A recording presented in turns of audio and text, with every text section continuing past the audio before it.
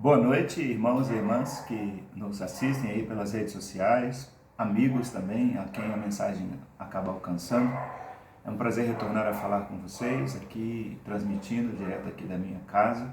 A esperança que temos é de que o Senhor continue abençoando a cada um de nós. Estamos na nossa série de mensagens chamada Servos, pensando hoje um pouco sobre o desafio de sonharmos coisas grandes vindas da mão do Senhor. Esses dias são dias difíceis, dias para os quais nós não estávamos preparados, é uma experiência nova.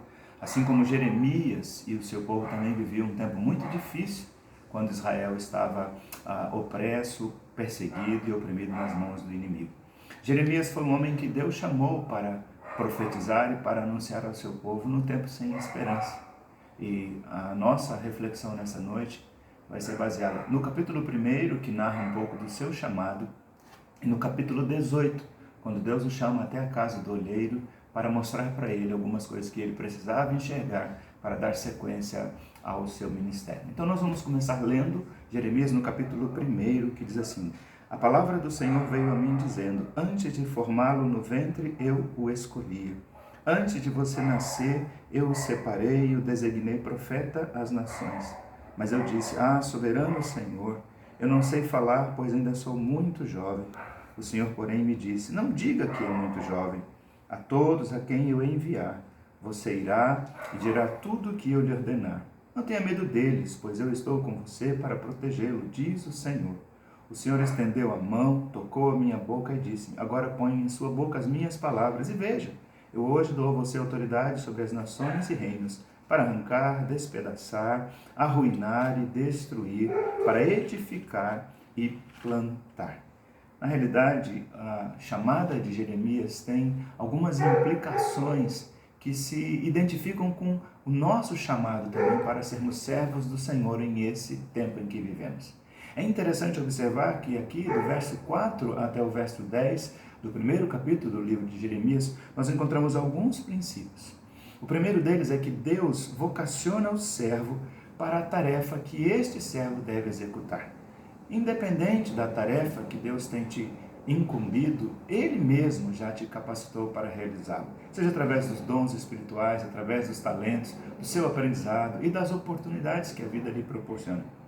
No verso 5, o texto mostra como Deus vocacionou Jeremias ainda no ventre da sua mãe. E isso nos ensina uma coisa muito especial.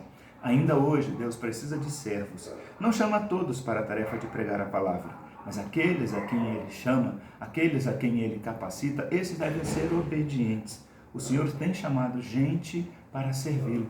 A questão é, nem sempre nós estamos ouvindo esse chamado. Outro princípio que aprendemos é que Deus adverte o seu servo, no caso daquele que prega, que ensina, que anuncia a palavra, que sua tarefa prioritariamente é para advertir outros. A função de Jeremias era advertir o seu povo. Por que Israel estava passando por aquelas lutas? Por que Israel estava no cativeiro? Eles estavam sofrendo por consequência dos seus pecados, da sua desobediência. E é verdade, ser profeta, anunciar a palavra de Deus num tempo de dor, num tempo de dificuldade, é uma tarefa que nos incomoda. Há muita gente buscando encontrar razões pelas quais o mundo está sendo vitimado com essa pandemia do coronavírus.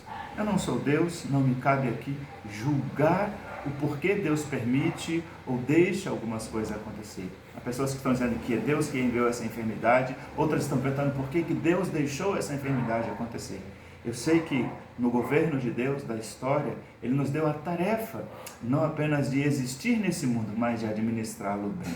Se este vírus, como tantos outros vírus, resulta de uma má administração do planeta, de uma má gerência das oportunidades, ou de um pecado, de uma desobediência explícita a Deus, não nos cabe julgar. Mas eu entendo que chamar a atenção das pessoas nesse tempo é um pouco dolorido, um pouco difícil também, como foi para Jeremias. Outro princípio que aprendemos é que Deus capacita o seu servo para a execução do seu ministério.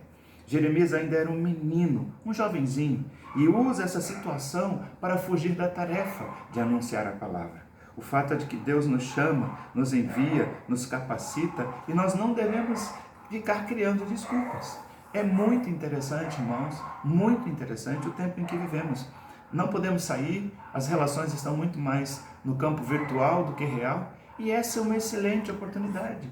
Até porque A maioria de nós hoje gasta mais tempo nas redes sociais do que na leitura da Bíblia, do que na oração, no testemunho pessoal. Muitos irmãos que nem frequentam mais as nossas celebrações. Para algumas pessoas não faz nenhuma diferença se a igreja está fechada, se o espaço de culto está fechado. Mas se você tem visto esse tempo, um tempo oportuno para divertir, para pregar, para compartilhar a palavra do Senhor, cumpra o seu chamado. Outra coisa que a gente aprende aqui é que Deus controla todos os processos ligados à nossa existência. Mesmo que os planos de Deus nos pareçam estranhos, mantenhamos firme a nossa confiança no Senhor. Jeremias vivia um tempo difícil, ele estava confuso com a maioria do seu povo. E Deus está mostrando a Jeremias: eu sou o Senhor da história. Indo agora para o capítulo 18, há uma lição importante que a gente deve lembrar ou reforçar, ou se ainda não sabe, aprender. A lição é uma questão muito séria: como a gente pode relacionar o sucesso e o fracasso durante o serviço cristão. É muito interessante. Jeremias estava enfrentando dificuldades no exercício da sua pregação. E Deus lhe manda ir até a casa do oleiro. O capítulo 18 narra isso. E é interessante que quando Jeremias chega ali e vê aquele homem manuseando a massa, tentando formar um vaso, de alguma forma não saiu do jeito que ele queria, então ele vai lá, quebra a massa, começa outra vez. Isso nos ensina algumas coisas. A primeira é de que a vida é composta de coisas ordinárias. Nessa visão ali na casa do oleiro, o que Jeremias viu? Ele viu barro, ele viu água, ele viu a roda d'água, ele viu o trabalho daquele profissional, artesão, ele viu ali uma coisa e Deus queria que ele aprendesse outra. Assim como aquele homem tinha destreza para manusear a massa, Deus estava ensinando a Jeremias que ele tem o controle da minha vida, da sua vida, da vida das nações, da própria história. Ele faz o que quer, da maneira como quer, quando ele quiser realizar. Então, meu irmão, assim como a vida é composta de pequenas coisas, valorize as pequenas coisas. Quem sabe este tempo de estar com a sua família, junto com os seus filhos, quem sabe até essa necessidade de preocupar-se porque a sua empresa está fechada, não há trabalho para você, pode faltar coisas. Valorize o pouco que você tem, valorize a provisão do Senhor sobre a sua vida, aprenda a ser econômico, aprenda a ser bom mordomo, não despreze o tempo das pequenas coisas. Se queremos sonhar com coisas grandes, vida das mãos de Deus, devemos ser gratos pelas pequenas coisas que Ele já tem nos dado. Outra lição que a gente aprende na casa do oleiro é que se nós não obedecermos à vontade do Senhor, nós vamos fracassar. Aquele barro não tinha vontade própria. O oleiro decidia o que ia fazer com ele. E o oleiro manuseava o barro. E na medida que o oleiro estava manuseando e a coisa não saiu do jeito que ele queria, ele foi lá e destruiu. E eu e você somos barro, fomos formados do pó da terra. Deus, ainda que nos dê o livre-arbítrio, a possibilidade de tomar decisões, Ele tem uma vontade. A gente sabe, com certeza, as razões por que tem fracassado. Eu sei, você também sabe. Então, por que então insistirmos num caminho que não é o que o Senhor propõe para nós? Quem sabe nesse tempo Deus está amassando o barro, querendo formar uma igreja diferente, um povo mais comprometido com o Senhor, mais temente ao Senhor, mais comprometido com a oração, com o testemunho pessoal para aqueles que ainda não conhecem Jesus. Outra coisa que aprendemos com a visita do profeta ali à casa do oleiro é de que Deus não desiste de nós e quer restaurar a sua igreja, a sua família, o seu povo, as nações. O oleiro não desiste, não se desespera, ele tem um projeto, ele vai fazer aquele vaso. E é interessante, meus irmãos e minhas irmãs, o barro pertence ao oleiro, o projeto é do oleiro, a mão hábil que manuseia é a do oleiro. É interessante que Israel sabia que pertencia ao Senhor.